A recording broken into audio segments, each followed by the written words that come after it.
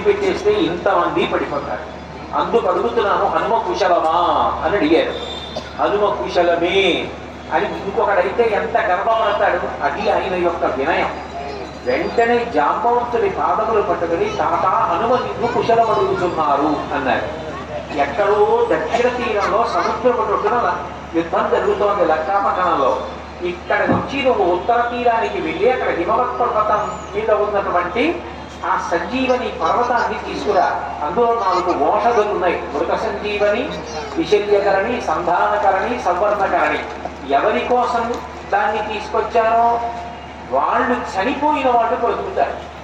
ఎముకలు విరిగిపోయిన వాళ్ళకి ఎముకలు అంటుకుంటాయి. రక్తం కారిపోయి రంగు తప్పిపోయిన వాళ్ళకి మళ్ళీ రక్తం పట్టి రంగు మళ్ళీ వస్తుంది.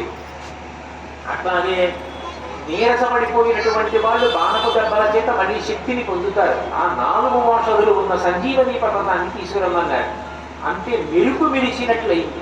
ఉత్తర క్షణం అక్కడి నుంచి బయలుదేరి ఉత్తరానికి వెళ్ళి సంజీవని పర్వతాన్ని తీసుకొచ్చి పడిపోయినటువంటి ఇన్ని కోట్ల మానవుల్ని బతికించినటువంటి ఘనత హనుమది. అంటే మహానుభావుడు ఆయన్ని నమ్ముకుంటే, ఆయన పాదములు పట్టుకుంటే, ఆయనకి ప్రదక్షిణం చేస్తే, ఆయనకి నమస్కారం చేస్తే ఎంత పెద్ద ఆపద కూడా తొలగుతుంది. ఏం చెప్తారు పెద్దలు? అందుకే అంతటి మహాపురుషుడు హనుమ. అంటే ఆయన వినయానికి మారు పేరు.